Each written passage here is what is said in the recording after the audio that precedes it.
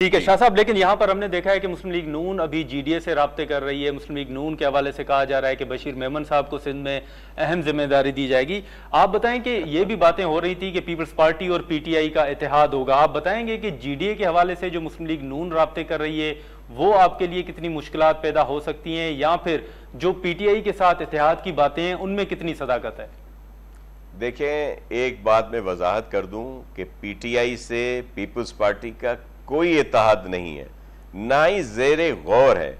हम किसी ऐसे उससे इत्तेहाद नहीं कर सकते जो मुल्क की सालमियत के खिलाफ पॉलिटिक्स करे।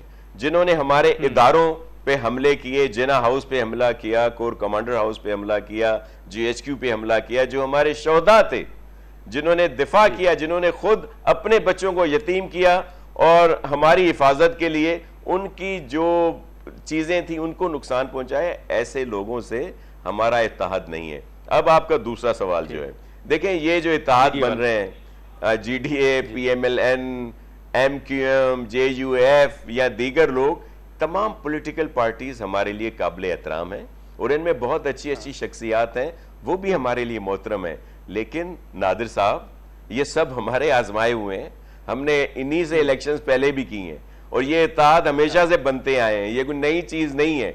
लेकिन हम समझते हैं कि इस दफा के जो इलेक्शन है, अगर आप सिर्फ सिंध की बात कर रहे हैं तो यहां पे हम स्वीप कर रहे हैं।